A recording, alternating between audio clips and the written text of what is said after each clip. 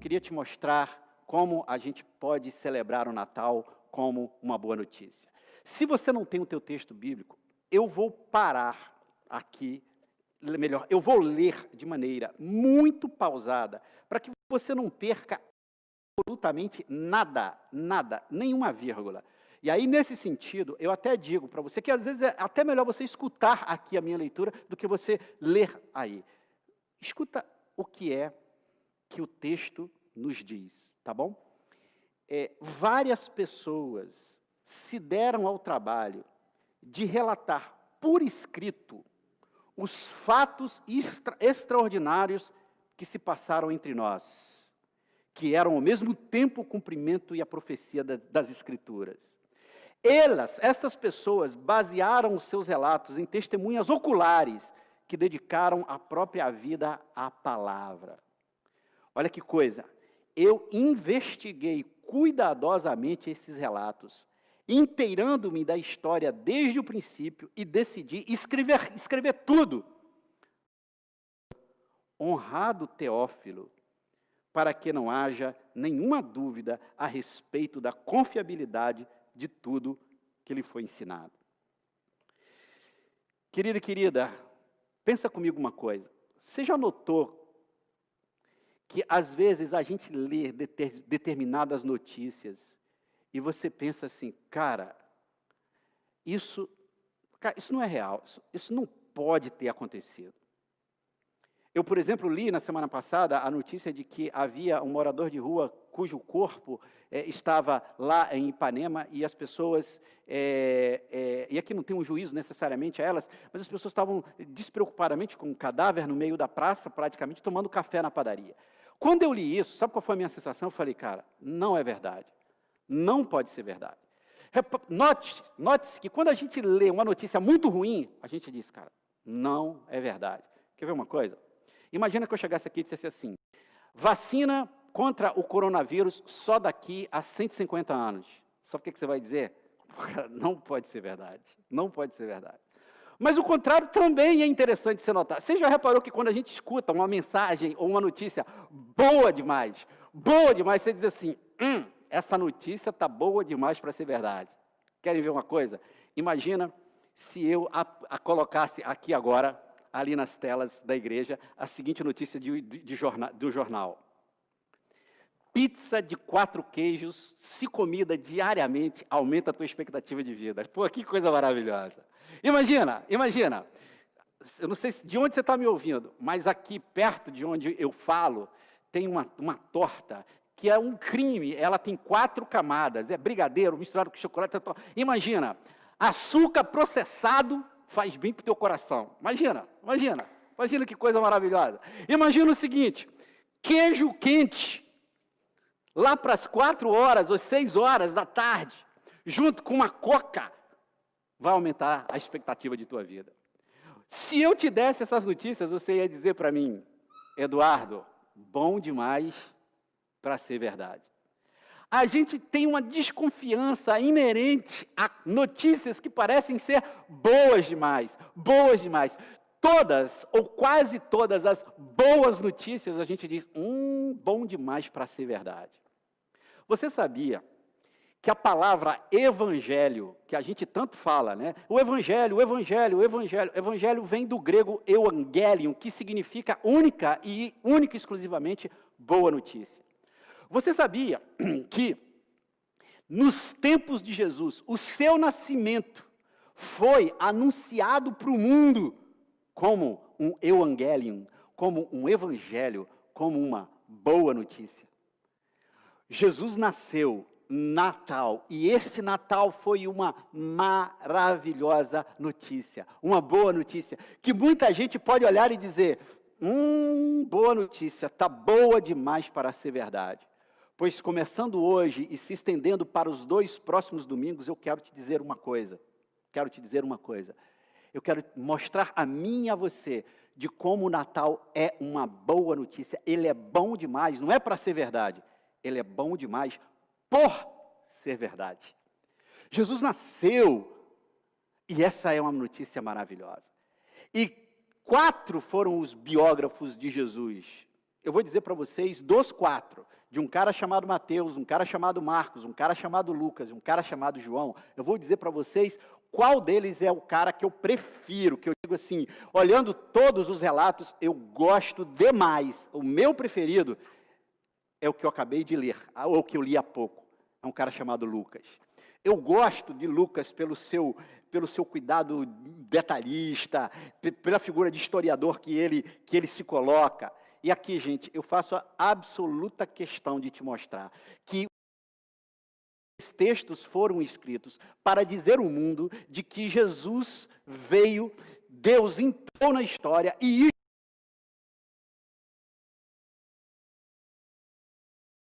é muito, muito, muito interessante. E ele diz assim, ó, Lucas começa dizendo assim, várias pessoas já fizeram relatos a respeito de Jesus. Várias pessoas. Gente, por favor, para aí. Eu não quero te perder. Várias pessoas. Você nunca teve curiosidade, se leu esse texto, de perguntar quantas pessoas? Esses várias pessoas aqui de Lucas, eram quantas pessoas? A gente só conhece Mateus, Marcos, Lucas e João. Admitindo que outras pessoas, que várias outras pessoas escreveram relatos sobre Jesus que não chegaram até nós. Esses várias aqui cabem quantos? Qual o número? Imaginemos, 100 pessoas, 10 pessoas, 7 pessoas. Não importa, o fato é que Lucas começa dizendo, várias pessoas escreveram uma biografia a respeito deste cara chamado Jesus. Agora, olha que coisa interessante. Você sabia que naquela época, ricas e muito poderosas tinham as suas biografias escritas? Sabe por quê? Porque escrever a biografia de alguém era algo extremamente trabalhoso. Não é do ponto de vista só da escrita, era do material que se escrevia. Lembra, você não tinha papel como a gente tem papel hoje.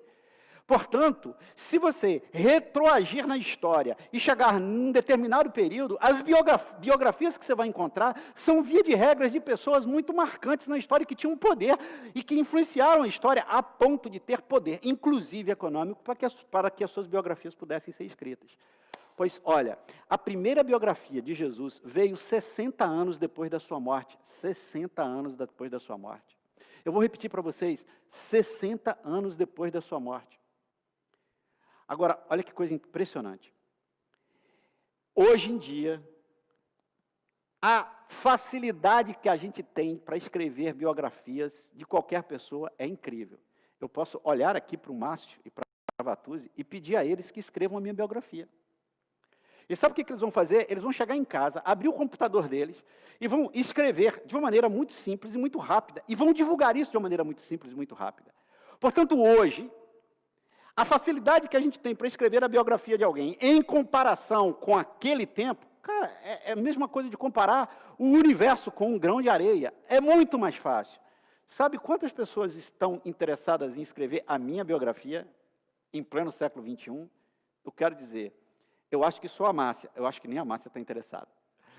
E aí, ninguém está interessado em escrever minha biografia. E mais, eu vou te dizer o seguinte, você sabe o que vai acontecer comigo 60 anos depois da minha morte? Sabe o que vai acontecer comigo 60 anos depois da minha morte? Depois que esse vídeo está sendo gravado, depois que tudo que eu falei, ou tudo que eu possa ter escrito, tudo que eu possa ter visto, 60 anos depois da minha morte, pode ser que não exista qualquer lembrança de quem eu sou. Desculpe, não é arrogância, eu não estou me comparando com Jesus, eu só estou querendo te dar a dimensão de que para um grupo de pessoas continuar interessada em escrever uma biografia de alguém 60 anos depois, esse alguém foi o cara. Esse alguém foi o cara. E Lucas faz isso ao lado de vários outros que não chegaram até nós. Mas Lucas diz, várias pessoas tentaram fazer isso. Olha aqui, várias pessoas se deram ao trabalho de relatar por escrito os fatos extraordinários, a boa notícia que se passou e que aconteceu entre nós. E aí, Lucas aí começa a tirar onda. Ele diz assim, várias pessoas fizeram isso. Olha que coisa interessante, ele diz assim, eu também comecei a fazer isso. Só tem um detalhe, eu examinei tudo aquilo que já havia sido relatado a respeito de Jesus. Eu examinei os relatos que existiam, sejam eles escritos ou orais. Eu examinei todas essas coisas, eu ouvi tudo isso. E eu estou criando um relato detalhado para você, com ordem, com data. Eu estou dando fundamento histórico a isso. E estou fazendo isto. E olha que coisa impressionante. É um texto escrito para uma pessoa. Lucas não escreveu isso nem para mim, nem para você. Isso fala comigo e com você. Mas esta biografia de Jesus aqui tinha um destinatário. Era um cara chamado Teófilo. A gente sabe muito pouco sobre esse cara. O que é fato e que se pode afirmar sobre ele é que ele era um cara importante e que tinha recursos o suficiente e que havia se convertido e se tornado um seguidor de Jesus. Olha que coisa interessante. E Lucas dizendo o seguinte: sabe tudo aquilo que te foi falado oralmente? Sabe tudo aquilo que te contaram no âmbito da palavra? Eu estou fazendo uma investigação histórica, factual, para dar base a tudo aquilo que você crê. Porque Lucas diz isso em outras palavras. Eu não quero que a tua fé não se baseie senão num fato histórico.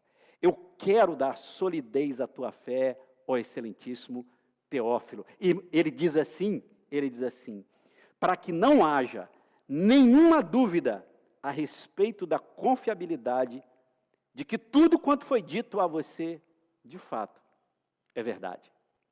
E aí Lucas chama essa biografia, ou esse registro, entra para a história como sendo Evangelium, Evangelho, boa notícia. Lucas diz, eu quero te contar, depois de examinar rigorosamente tudo, eu quero te contar uma boa notícia. A boa notícia. Agora, resta saber uma pergunta. Por que Jesus foi uma boa notícia para aquele tempo? E por que pode ser que ele não seja lá uma grande notícia para o nosso tempo? Ou deixe-me ser um pouco menos misterioso. O que é que fez com que Jesus se tornasse uma boa notícia? Por que que seus biógrafos mais próximos chamaram-no de a boa notícia para o mundo? Por que Jesus representava a maravilhosa, a extraordinária notícia para o mundo? A boa notícia, o Evangelium, o Evangelho. Por que Jesus era a boa notícia? Para responder esta pergunta, eu acho que eu precisaria de 100 domingos. Eu vou ter que respondê-la em menos de 10 minutos. Eu vou pensar um evento da vida de Jesus. Um evento da vida de Jesus. Um que vai te responder e me responder esta pergunta. Jesus um dia estava numa casa e a multidão estava cercando a casa. E havia um paralítico. Um homem que, por conta das suas limitações físicas, viveu a sua existência numa cama. Mas este homem, ele tinha um asset, ele tinha um ativo, amigos. Esses seus amigos levaram-no até Jesus, porque se ouvia que Jesus estava curando pessoas. Só que a casa estava tão lotada de gente que pela porta da frente não dava para entrar. E ainda mais, todo mundo querendo contato com Jesus. E você imagina, dá licença, e vem 4 amigos, hipoteticamente, cada um pegando numa das extremidades da cama, não é? E entra e vem, ou de um colchão, quem sabe, ou de um pano, e o certo é que o paralítico vinha, e os seus amigos tentando abrir espaço, e não se conseguiu, e eles tiveram a ideia perigosa, a ideia criativa, de descê-lo pelo telhado da casa. Abre-se ali uma clareira e ele desce. Imagina a cena, Jesus está aqui, a casa lotada de gente, de repente Jesus falando, tal. Daí a pouco Jesus para, olha um movimento no telhado, olha lá em cima, eles abrem a telha ou a palha, não sei qual que era a realidade, vem descendo, descendo, descendo, descendo. Quem tivesse mais próximo, todo mundo ia abrindo o caminho e Jesus para. E se Jesus parou, toda a multidão tinha que parar, porque quem está falando tem, num certo sentido, o domínio do olhar da multidão. Ele vai, para. E aí o paralítico pega e é colocado ali a uma certa distância. Se fossem tempos de pandemia, certamente Jesus não chegaria perto. Brincadeiras à parte. Mas olha, Jesus olha ali, olha para ele, e Jesus fala uma coisa que explica por que ele era a boa notícia. Jesus olha para aquele homem e diz: meu filho, os teus pecados estão perdoados. Você pode imaginar a indignação desse cara? Como se ele dissesse assim: Senhor, deixa eu te falar uma parada aqui. A gente não se deu o trabalho todo de descer pelo teu telhado, de fazer toda essa logística para que você me perdoe os pecados. Desculpe, eu quero que você me faça andar. Olha o que Jesus diz: meus filhos, os teus pecados estão perdoados. Deixa eu te dizer uma coisa. Você já se sentiu pecador e pecadora? Você já se sentiu mais pecadora, mais pecadora? Se eu te pedisse para você me contar os teus pecados, quais seriam? Aqueles clássicos relacionados ao prazer do corpo? Não, pensa comigo uma coisa. Se o meu irmão ou a minha irmã é a imagem de Deus, se eu já feri alguém, eu feri a Deus. Então, amigo, eu sou pecador. Quando Jesus olha e diz assim: os teus pecados estão perdoados, tem um grupo de pessoas naquela época que, ao ouvir isso, ficaram desesperados. Eram os sacerdotes, os únicos que tinham o poder de perdoar pecados. Porque existia um sistema religioso opressivo, através do qual, se você quisesse perdão por seus pecados, você tinha que sacrificar um determinado animal, num determinado lugar e diante de uma determinada pessoa. Sabe o que Jesus vem? Sabe qual é a notícia que Jesus traz? Meu filho, os teus pecados estão perdoados. Portanto, o único que tinha poder de te condenar e o único que tem poder de te perdoar os pecados, sou eu, o Deus encarnado. Portanto, eu quebro aqui agora todos e quaisquer sistemas religiosos e inauguro a maravilhosa notícia de que agora você, perdoado, é amigo de Deus. Não tem notícia mais maravilhosa do que essa. A religião pode me ajudar a entender e a vivenciar isso, mas isso é maior do que qualquer caminho religioso, isso é maior do que qualquer coisa. E Jesus só foi uma boa notícia porque ele foi maior do que todos os caminhos religiosos, ele foi maior do que tudo aquilo que tentava se colocar e encaixá-lo. Jesus é a boa notícia porque ele é o vinho novo. Agora, Jesus disse uma coisa para aquele cara que é, incrível. Quando ele disse: os teus pecados estão perdoados, a galera que ia perder economicamente, ia perder em termos de posição religiosa, com essa frase perigosa de Jesus, logo gritaram: mas peraí, você está blasfemando, porque só Deus pode perdoar pecados. E Jesus faz uma coisa mais ou tão revolucionária quanto esta, e mais ainda. É aí que ele mostra por que o Natal é uma boa notícia. Ele diz: meu filho, pega a tua cama e anda. Pega a tua cama e anda. A tua vida tem um novo capítulo. A tua vida tem um novo começo. A amplidão venceu a limitação. A vida venceu a morte. O sim venceu o não. Se você era o invisível, agora eu te vejo. Pega a tua cama e anda. É por isso que Jesus continua, e Jesus é o Evangelho, é a boa notícia. Porque o Natal fala da vitória da vida sobre a morte. O Natal fala do recomeço, gente. O Natal fala que não importam quais sejam as circunstâncias, há a possibilidade da gente recomeçar sempre. E se Jesus deixou de ser uma boa notícia no mundo de hoje, o problema nunca foi dele. O problema são das versões, das falsificações de Jesus, que muitos caminhos religiosos, que muitas igrejas têm feito. Quem sabe até a gente. Mas o que eu quero te dizer é que se a gente abrir mão das cópias e a gente olhar a versão original, a gente vai continuar dizendo aquilo que os biógrafos dele disseram. Evangelho, que boa notícia. Boa notícia por ser verdade. Você pode recomeçar. Se você perdeu alguém nesse momento, nesse quadrante do mundo que a gente está vivendo, eu tenho uma palavra para você. Natal, pega a tua cama e anda. É possível um recomeço.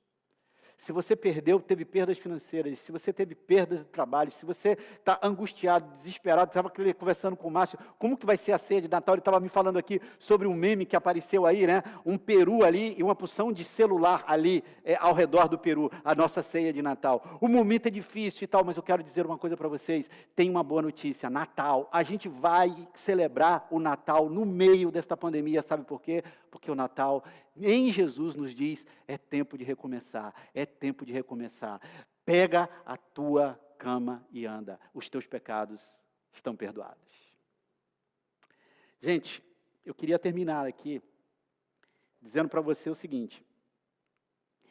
Os filmes americanos dominaram o nosso imaginário.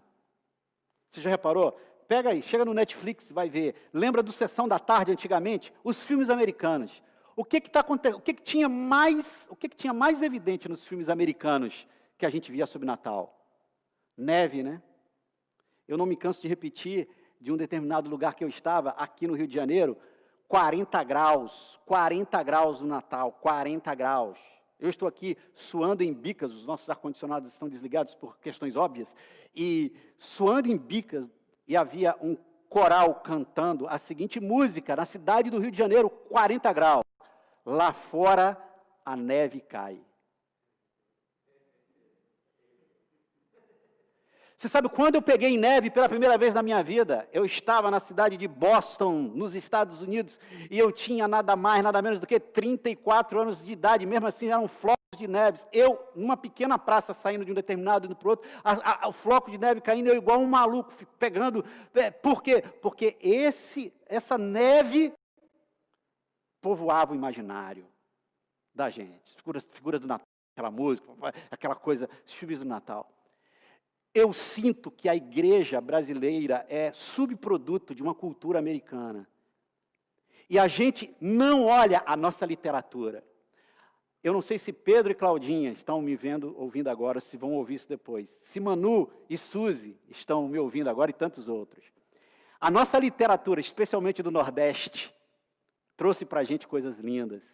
E eu cito esses 4 queridos, porque são ali de Pernambuco, e eu quero fazer citação, não da neve, não do frio, essa não é a nossa realidade brasileira. Eu quero falar sobre o extraordinário poeta pernambucano, João Cabral de Melo Neto. Alô, minha querida Pernambuco, João Cabral de Melo Neto. Poema, Morte e Vida Severina, que conta a história, é um auto de Natal, auto, A-U-T-O, sabe o que é auto de Natal? É uma espécie de peça de Natal, para explicar e não cair em detalhes mais técnicos.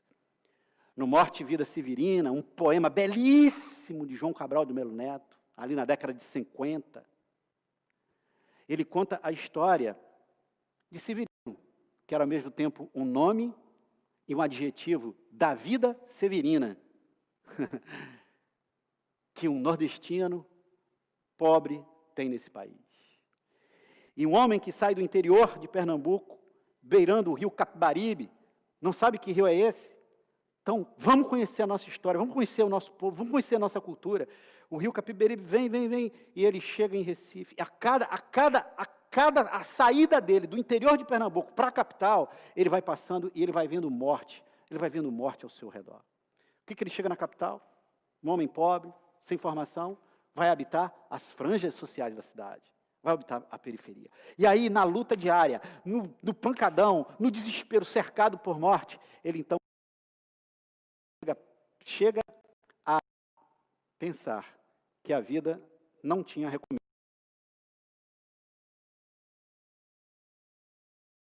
Pensa em suicídio. Olha João Cabral de Melo Neto. aparece um personagem chamado José, mestre Carpina. José era uma figura, um pobre nordestino que habitava nos mangues e que encontra miraculosamente o Severino no momento em que ele pensava em suicídio. E José começa a conversar com ele. Ele abre o seu coração marcado pela dor e pela morte, pelo desespero, pela angústia. Na hora que os dois estão conversando, notícia. José, uma criança nasceu. Eu não tenho como não me emocionar num poema tão belo como esse. E aí, José e Severino vão para perto da criança. Uma clara alusão de que o Evangelho, a boa notícia. E lembra o que o profeta disse? O sinal está na criança. Uma clara notícia. Uma clara boa notícia. E aí, quando eles chegam perto, ao invés de 3 reis magos, você ali no poema recebe 16 presentes. Do grupo, tinham 2 ciganas. Olha a sensibilidade cultural, da inclusão, de você colocar as mais diversas, de que o Natal não é um Natal branquinho, de um determinado grupo de pessoas, de uma imagem limpinha, não. É um Jesus do mangue. É um Jesus que, como você verá no domingo que vem na mensagem aqui, que enxerga os invisíveis, por isso o Natal é bom. O Natal não é só bom para mim, que sou visível, porque o Natal é bom para os invisíveis. E a gente vai ver isso. E ali, 16 presentes. E no poema, cada pessoa pega o seu presente para dar a Jesus e diz assim: a minha pobreza é tanta que o que eu tenho para te oferecer é isso. Mas a gente sabe que a coisa que conquista o coração de Jesus não é a elegância dos presentes, mas é a sinceridade do coração. João Cabral de Melo Neto se une a Lucas para dizer a gente: o Natal é bom demais, por ser verdade. Sabe por quê? Porque na morte e vida severina, a vida venceu a morte. O recomeço vence qualquer coisa. Gente, fica com essa palavra. Volta a ela essa semana. E olha, eu vou te dizer uma coisa. Eu quero te dar 2 exercícios para essa semana. 2 exercícios. 2. Primeiro exercício, faz o seguinte. Vai na internet. Acho que essa obra já é pública, inclusive. Se não, compra.